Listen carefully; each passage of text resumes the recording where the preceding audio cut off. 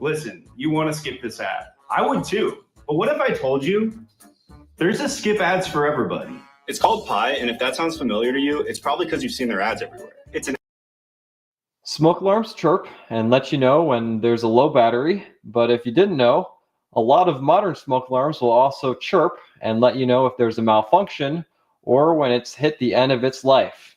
Smoke alarms should be replaced every 10 years, and this alarm right here has been giving its malfunction / end of life chirps, and today we're going to replace it with this new smoke alarm. So in the last few weeks, I've actually been in 2 homes just with working with the fire department where the homeowner had a smoke alarm that was making some interesting chirping noises, and they thought that it just needed a new battery. But what ended up happening is, well, they replaced it with a new battery and it kept on making the chirping noises. So if the alarm is making chirping noises and you replaced it with a new battery and you're 100% certain that it's not picking up on any emergency conditions, then it might be its end of life or malfunction signal. And chances are it's older than 10 years old and it's time to replace it. This one right here dates back to November of 2012, so it is well over its 10-year limit and it is time to replace it. So the new alarm that's going in today is the First Alert SM-ICO100-AC. It is a hardwired smoke alarm, so we will be wiring in some new pigtails on the back of the alarm today. If you're doing this at home and you don't feel comfortable doing this, then there are adapters that you can buy online, and it's just simple. You just plug in the adapter and then plug it into the back of your new alarm, or you can just hire an electrician and get somebody more experienced and qualified doing the electrical work. But it's not terribly hard. I've already made several videos on how to do it, so I'm not going to be showing the electrical side of it today, but if you want to learn, then definitely go check out some of my other videos. The new First Alert alarm has a dual smoke and carbon monoxide sensor, which is perfect because the old kitty alarm here that we're taking out has a dual smoke and carbon monoxide sensor as well. The only thing is that this one has a photoelectric smoke sensor, whereas the new one has an ionization smoke sensor. But I'm okay with putting this one in because the house already has other photoelectric detectors in it. And the main fire threat in the room that this alarm is going in is a wood-burning stove. And chances are, if that ever got out of hand, then it would probably be a fire producing ionization smoke particles. All of the other smoke alarms in the house are also made by First Alert, so it'll actually kind of be nice to officially have all the other alarms in the house, the First Alert brand. You usually don't want to intermix companies when it comes to hardwired smoke alarms unless the manufacturer allows it. So you can, but it's usually best when you're dealing with hardwired alarms to just have them all by the same brand. Since we were talking about it, here's all the chirp codes for this new First Alert alarm. 3 beeps means that there's a smoke alarm. 4 beeps means that there's a carbon monoxide alarm. 1 chirp every minute means that there is a low battery. 3 chirps every minute means that there's a malfunction. And 5 chirps every minute means it's time to replace the alarm because it's hit the end of its life. The most important thing is simply making sure that the power is indeed disconnected, which I did flip the correct breaker, and then we're also just verifying here with this electrical tester here. It would be turning red and beeping if it sensed any electricity, which it is not. So let's go ahead and replace the alarm.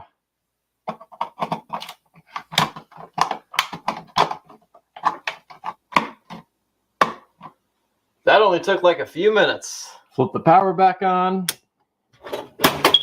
The power light is on, so it is getting power, but it is blinking, which means we need to test the alarm to reset it, and then also activate the batteries inside of the alarm.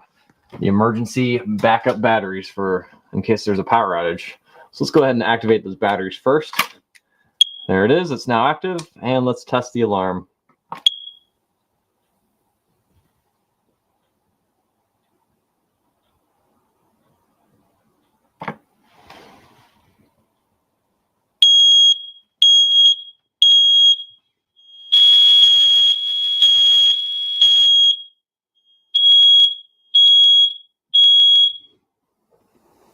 Sounds like the fire side of it is working.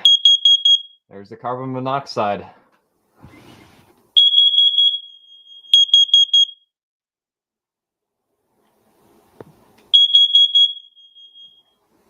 There it is. I think it's working. And the power light has turned back on to its stationary green color. That means we did the install correctly. Looks good up there. In other news, check out this ADT T-bar that I got. And yes, you heard me right. That is an ADT T-bar. I don't have a key for it, but the locks on all these pull stations can pretty easily be picked. So I was able to get it open, and here is the model. It is an ADT-3404, and it's just like a dual action conventional simplex T-bar. Got this from some of the fire prevention people at my workplace. They had an extra one. Oh, it just came off. There it is. It's back on. I just had to fit it on. But anyways, I did get it to open up, and I'll go ahead and pull it for you. There it is. Pretty cool. I just got to find a key for it. Maybe pick one up online. Anyway, thank you for watching this video. I hope you learned something. Rate, comment, and subscribe. And please have a great day.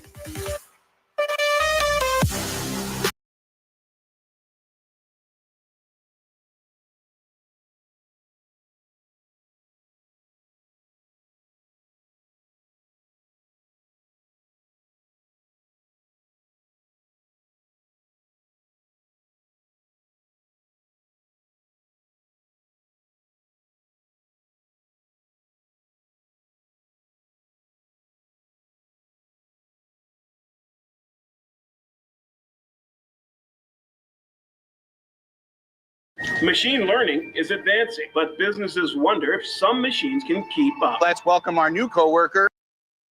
The monitor module that I... Welcome to the next SER fire alarm system test. There is some big changes to the system, but I'm going to go ahead and pull it first thing. This is the RSG RMS-1T pull station, and here we go.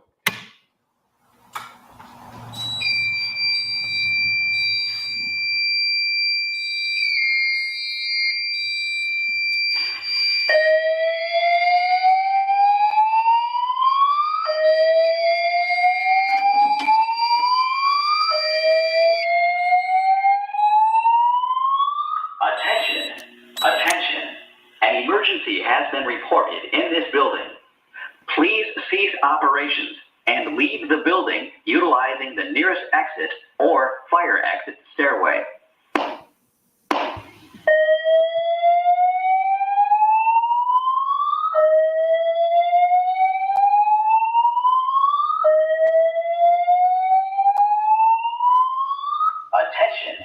Attention. An emergency has been reported in this building. Please cease operations and leave the building utilizing the nearest exit or fire exit stairway.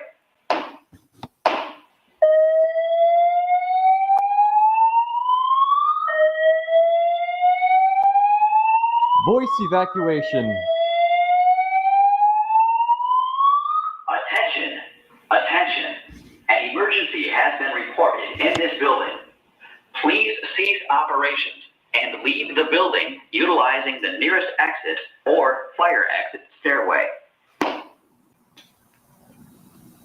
The SCR now has voice evacuation. So as you can probably already tell, this is not a permanent thing. I wired in my voice evacuation fire alarm demonstration board into the main control panel that's in the garage. So essentially, I have this panel, which is a Kidda FX-64, wired into this panel, which is a Firelight MS9200 UDLS addressable fire alarm control panel. And this panel is wired into this panel, which is a Cooper Wheelock SP MNS voice evacuation amplifier panel. And they all three are right now wired into each other, which allows me to have voice evacuation in the garage. So when the pull station or another device on the system gets pulled, it activates the fire alarm control panel. And when this control panel activates, it trips its alarm relay. And wired in to the alarm relay over here is the monitor module that I have hooked up to this panel. So it then trips this panel, which then trips this panel, and this panel then sends an audio message through its whole loop that goes back into this system and through the speaker circuits. Wired into the special module on the voice evacuation demonstration board is the police pull station, which does a special little thing that I'll show later in the tests. And the security system is right now unplugged and not involved in this mess of wires. The alarm on the far side of the garage is the Gentex SSPK24WLPR speaker strobe fire alarm. And right now I have it set on its 1 watt setting. The alarm next to the door is a system sensor SPSW. It's set on its 2 watt setting right now, and I have to give it to system sensor. This is a very easy speaker strobe to install. I really like the design of this fire alarm. Both the strobes in this test are wired into the main Kidda panel, so that's why you saw them both activate a couple seconds before the speaker circuit activated. And I apologize for how messy this board looks right now. It's not the main focus in this test, but hey, you know what? While it's here, let's go ahead and activate one of the BG12 LXs. Here we go.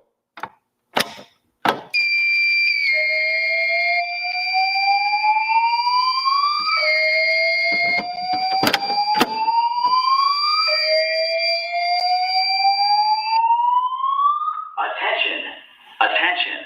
An emergency has been reported in this building. Please cease operations and leave the building utilizing the nearest exit or fire exit stairway. And I don't think I mentioned this yet. This is EST voice evacuation that you're hearing. Let's go ahead and reset this RSG RMS-1T pull station, and then we'll reset all of the panels and then activate the police pull station. So that's now reset.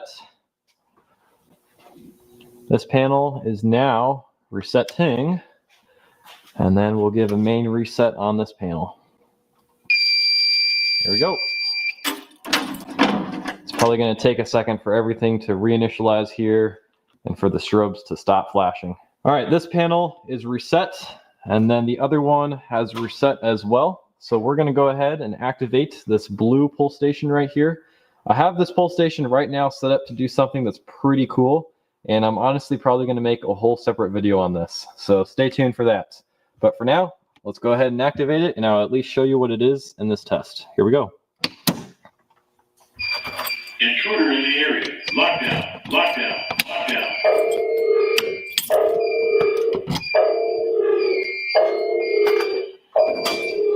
Lockdown, lockdown, lockdown.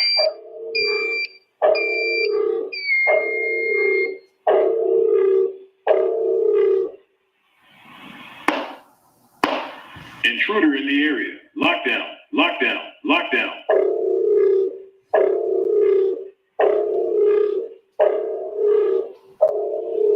Lockdown, lockdown, lockdown.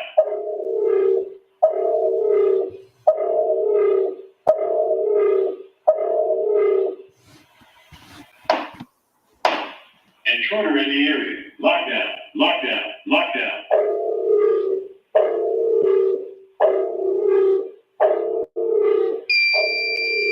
Lockdown, lockdown, lockdown.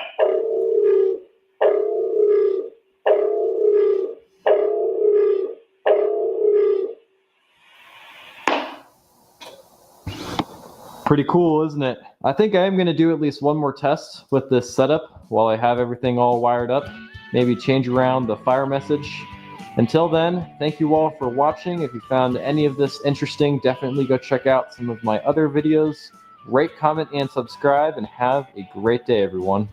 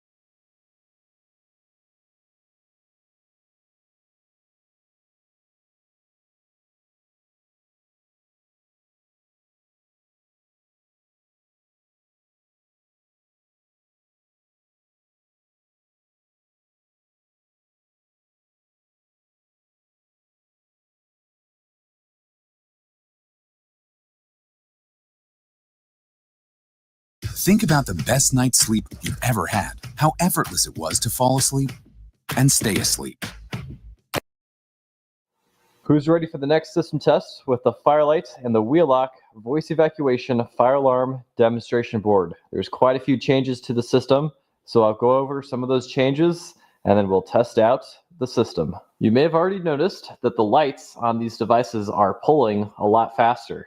I've had several requests for quite a long time now to change the panel protocol to what's called light speed. Light speed is a setting that is commonly used on newer fire alarm installations that have a lot of devices, and it is more efficient at looking for every device on system. The Firelight MS9200 UDLS addressable fire alarm control panel does have a couple of troubles on it. If we look at the screen here, you can see that one of them is 0.6, and that's a pull station, and the other is 0.8, which is a pull station. And both of those troubles have to do with the Firelight BG10 LXs.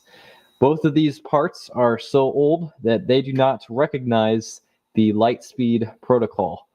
So even though it is wired up right now, I can pull it and it will literally do nothing at all. When I do change the protocol back in the next system test to clip, which is the older protocol that I normally use, these pull stations will work again.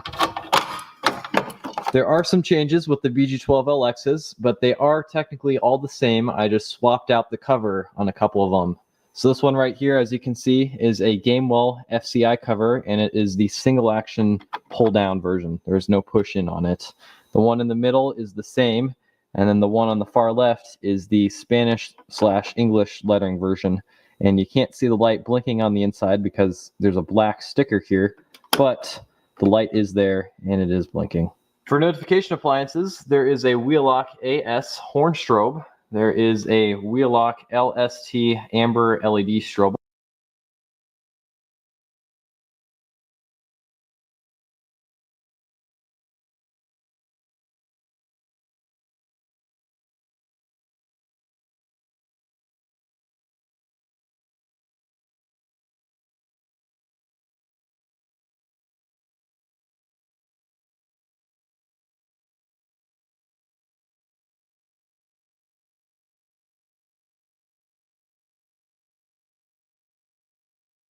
Strobe only. And then there is a Wheelock E50-24 MCW speaker strobe. For the conventional pull station, I did install a Notifier BNG-1TS. And then there is one change with the RMS-1T. There is a blue lift and pull dual action cover. The difference in colors with the yellow and blue is not really something that you would see used together in a real building, but hey, why not? It's a cool demonstration board. And then this piece is programmed in to activate the amber strobe. That's all the changes. Enough talk. Let's pull something. Don't do this unless there's an emergency. Here we go.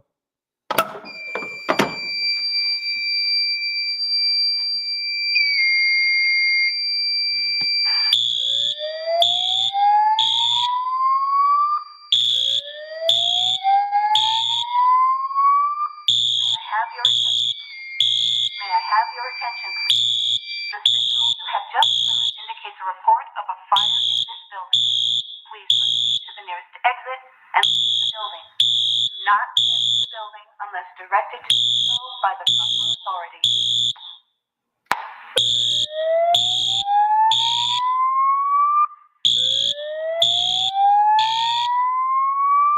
May I have your attention, please? May I have your attention, please? The signal you have just heard indicates a report of a fire in this building. Please proceed to the nearest exit and leave the building. Do not re-enter the building unless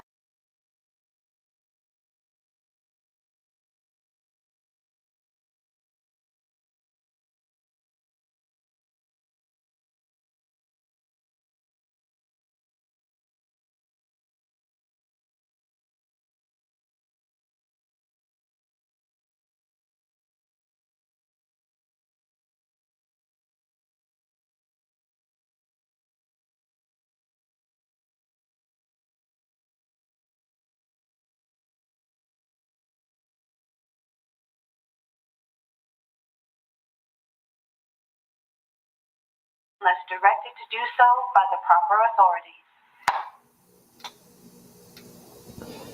That is Firelight's older voice evacuation message. I'm going to go ahead and reset the fire alarm pull station.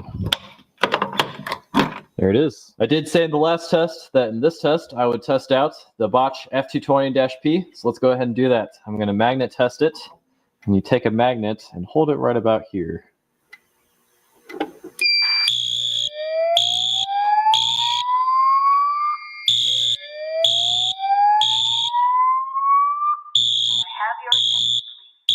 May I have your attention, please? The signal you have just heard indicates a report of a fire in this building. Please proceed to the nearest exit and leave the building. Do not enter the building unless directed to do so by the proper authority.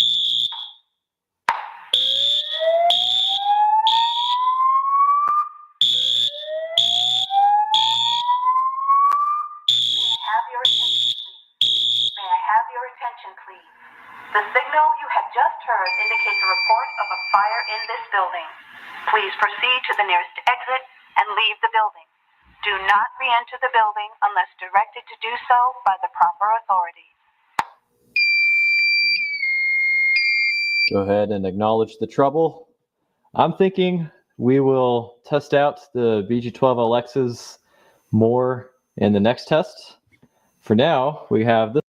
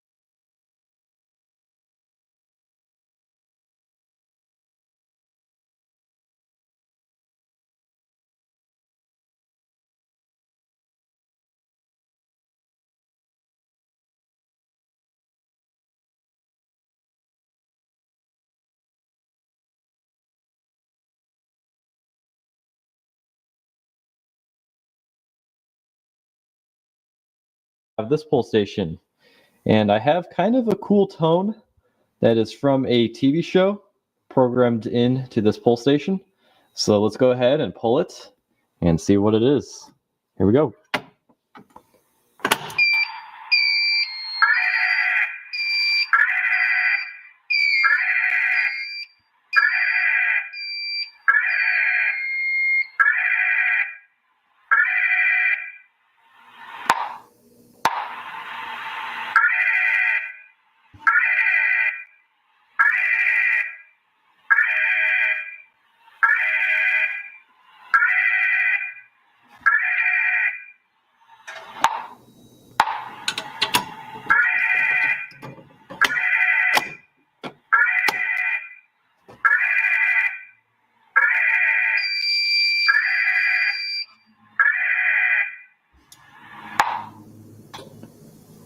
That's kind of a cool sound, isn't it?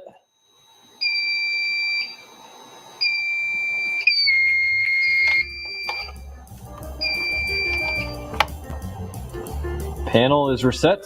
Troubles are acknowledged. I think that's going to do it for this system test. If you found any of this cool, definitely go check out some of the other videos that I have on this channel. Rate, comment, and subscribe, and have a great day, everyone.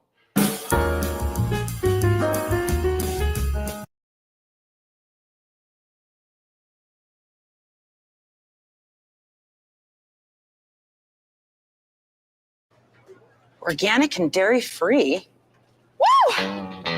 Woo! It's time for the next test on the ADT Unimode 10UD fire alarm demonstration board. There's quite a few changes on the system, but I think we're going to go ahead and start by pulling this ADT 5060-S fire alarm pull station. Here we go.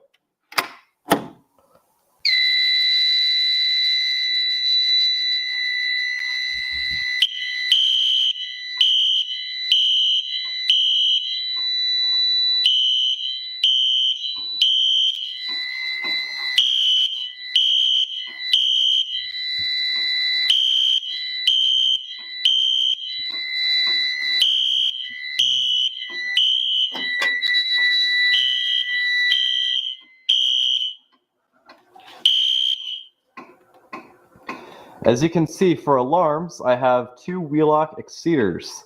This one is a wall mount strobe, and this one is a ceiling mount horn strobe. And it's set on its regular code 3 tone, and the strobes are actually being synced with wheel-lock sync by the fire alarm control panel, and they are on its sync mute feature so that they flash even when the alarm is silenced on the fire alarm control panel. And then above those alarms, wired into a relay, I have this red beacon. Figured I'd put that up, and it'd kind of be cool to add to the system. Anyways, for another pull station, I have this. It is a Mercom Life Safety MS-501U. I'm thinking we'll go ahead and pull this and re-alarm the system. Here we go.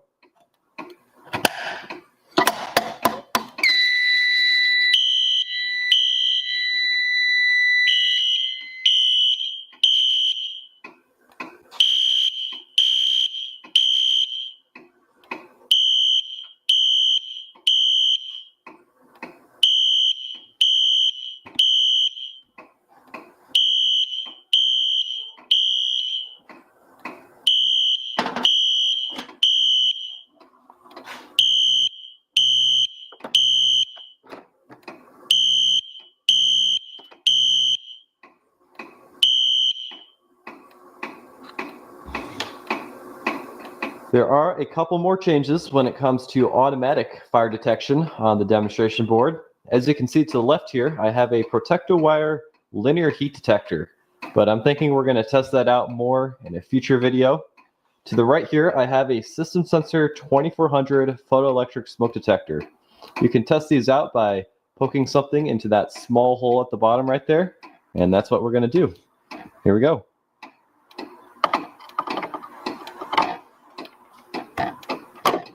Oh. There we go.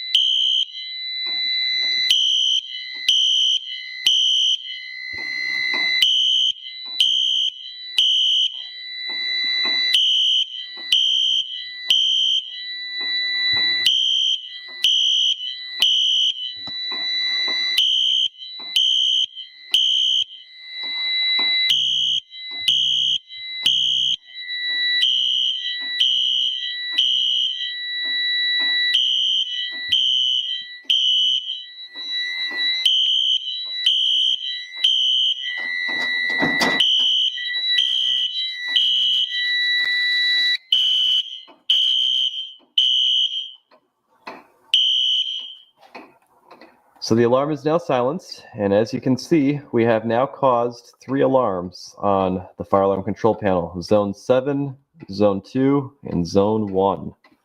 Now we got to reset all of this. Both of these pull stations just use a simplex B key to reset. So this first one is actually just like a simplex T-bar. You insert the key on the top, open it up, and the handle is spring-loaded, so it automatically resets, and there's just a button on the inside, so all you have to do is close it.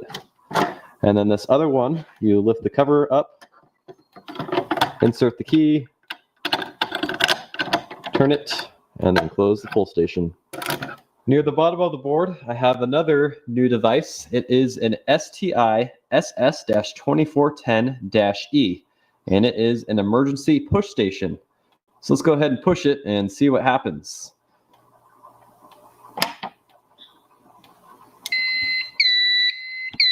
As you can hear, the panel is beeping. We'll go ahead and acknowledge that. And as you can see, I just have it wired into the Gentex Commander with a blue strobe. I figured blue would go with blue. And I do have the horn on it disabled, so it only flashes. So as you can see, there's everything turned on right now on the demonstration board. All right, let's go ahead and reset that STI push station. You do it just by inserting a key and turning it. There we go.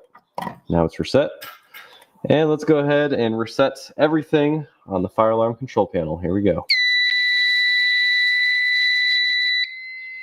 So I think that's going to conclude today's test on the ADT Unimode 10UD fire alarm demonstration board.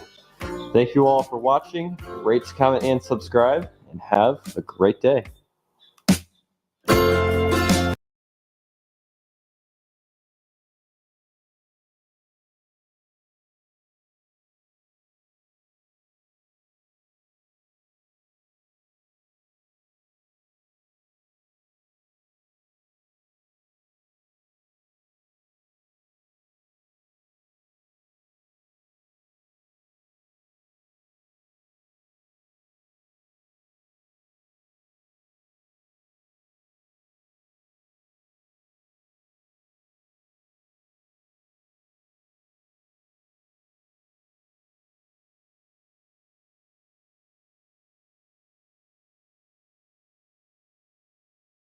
in 1938, FM approved in. This right here is the PFS MG1 fire alarm pull station, and it's wired into the ADT Unimode 10UD on my fire alarm demonstration board. And we're going to go ahead and start off today's system test by pulling it. Here we go.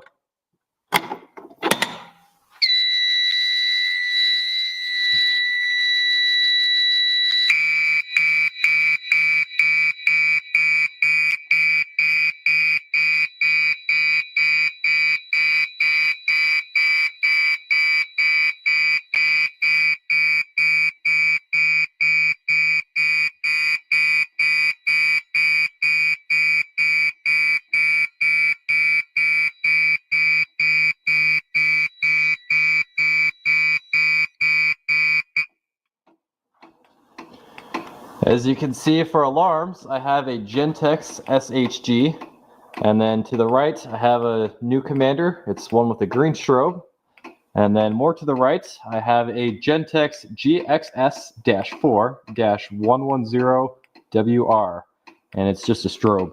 This red beacon is also wired into the system, and as you can hear when it spins, it does make a little clicking sound. So I am going to go ahead and unplug it just for the time being while I explain a few things.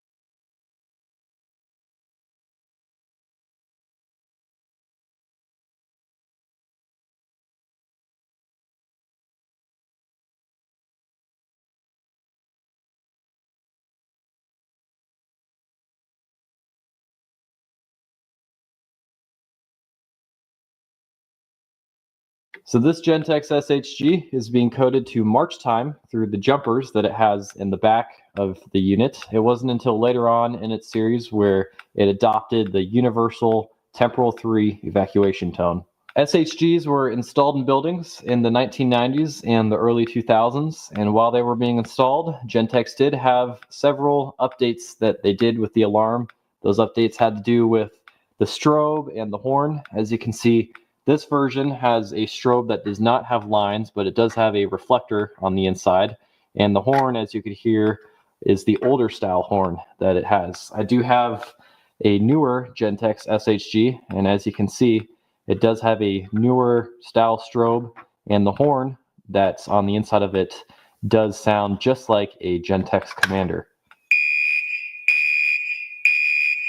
Gentex also has the GOS series, which looks similar to the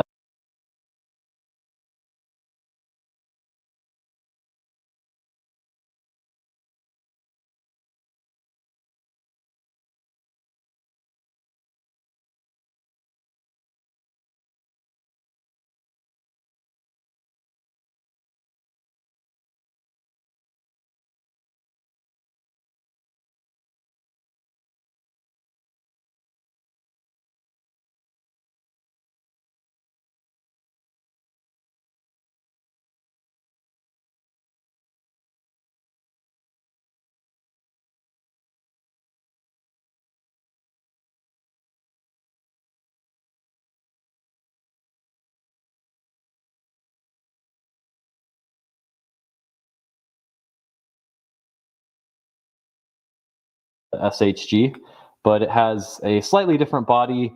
The horn on it is different, and the strobe is slightly updated from the very early versions of this alarm.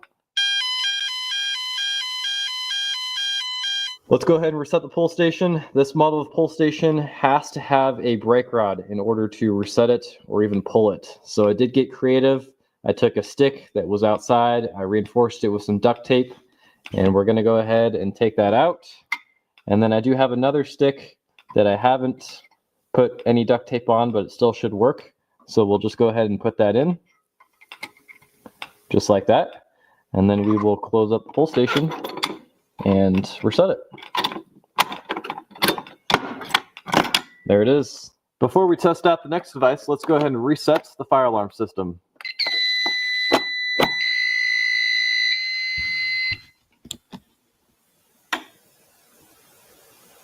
Let's go ahead and set the Gentex SHG on continuous. So to do so, in the back of the alarm, there are jumpers.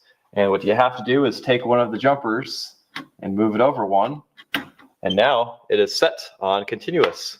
So I'll go ahead and reinstall this alarm here. And yes, I know SHGs normally have this little black piece over the circuitry. However, this alarm did not come with that black piece. So I don't have it.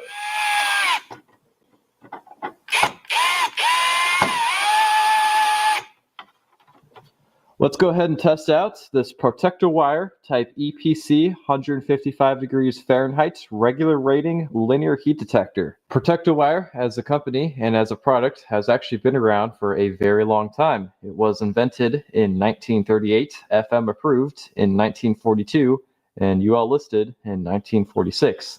And since then, linear heat detectors have been on the market.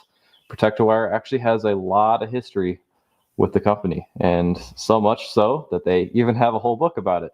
I'm going to use a lighter. Let's go ahead and activate it.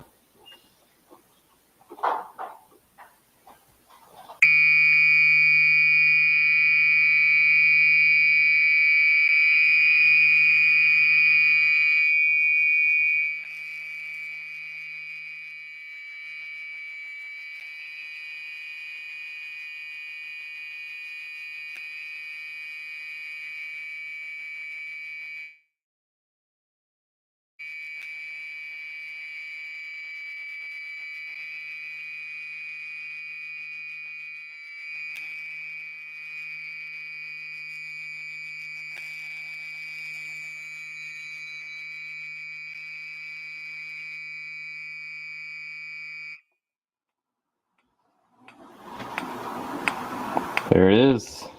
I was trying to not let that flame touch the bottom of the SHG. Now that the protector wire has been used, I have to replace the strip if I want to reset the fire alarm control panel. I'm replacing it with some protector wire type XCR 190 degrees fixed temperature linear heat detector. As you can see, this type is white, and that's because it's a little more heavy duty and it takes a little more heat in order to activate it. For those of you that have worked with protector wire before, you know that it's very hard to move around. That's because the metallic inner workings of the wire is actually made of steel. The fire alarm control panel is reset, and we're ready to test the next device.